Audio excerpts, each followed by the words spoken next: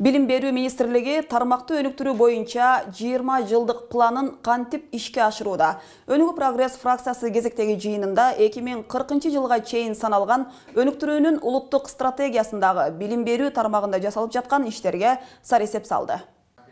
Фракция лидери Бакыт Төрөбаев билим берүү тармагындагы көйгөйлөрдү атап өттү.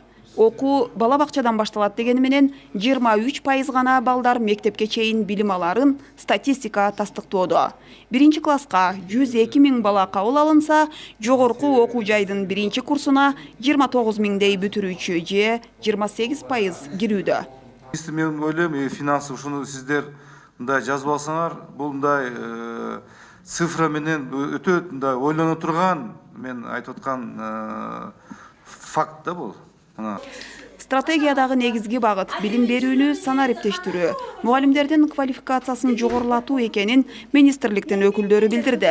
Ошондой эле мугалимдин айлык акысын көтөрүүнүн бир канча варианттары каралууда дешет алар. Айлык көтөрүлгөндө мугалимдин натыйжалуу иштешине көтөрүлүш керек да.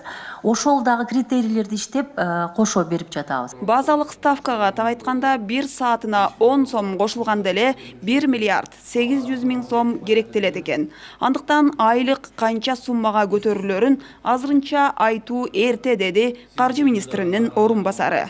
Бүгүн орточо айлык мугалимдердики 13 000дин тегерегинде болуп атса, анан биз чим-часкын көбөйткөндө эле 17 000 деген бул кийин ал айтканга да жооп бериши керек. Ошондуктан уруксат берсеңиздер, муну акырын бүткөндөн кийин ошол иштеп аткан Алтынай Сейитбекованын деңгээлинде иштеп атат. Ошол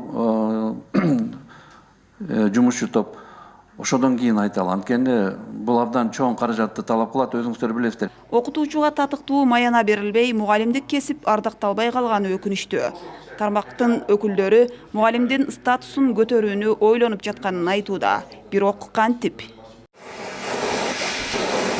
Ал эми тармактагы кесиптик техникалык билим берүү дагы чоң мааниге ээ. Анткени менен кесиптик лицейлерди башкарууда коррупциялык элементтер бар экенин, окуу жайлардын базасы жакшырбаганын белгилеп, эл өкүлү Мирлан Бакиров кесиптик техникалык билим берүү агенттигинин жетекчиси Таалайбек Чолпонкуловду сынга алды. Таптакыр талапка жооп бербейт деген статистика бар да. Ал статистикаңыз туура эмес. 10 жылда Туура эмес деп сиз мени айта албайсыз. Мен аны массалык маалымат каражаттарынан алып айтканмын. Сиз баа бере тургандай мага бул жерде. Эксперт эмессиз. Маалымат туура эмес де. Мен сизди чакырат элем, окуу жайны көрүп кетсең жакшы болот эле.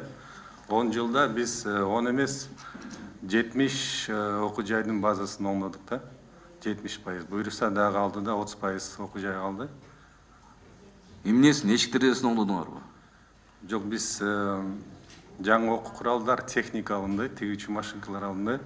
Рахмат. Мунун баарын биз билебиз.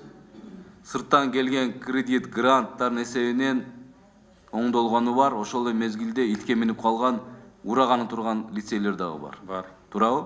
Жеке менчик бала бакча мектептерди өнүктүрүү үчүн алар салыктан бошотулган. Бирок айрым менчик билимканаларда 1 жылдык окууга $10,000 төлөнөт. Кымбат келишимдин баасын жөнгө салуу зарылдыгы белгиленди. Бирок ошонун контракттары айта турган болсок, ушул $10,000, $5,000. Депутаттар өкмөт өкүлдөрүнөн күткөн жоопту ала алган жок. Мындан улам фракция өнүктүрүүнүн улуттук стратегиясы боюнча билим берүү министрлигинин ишмердигин дагы карамай болду.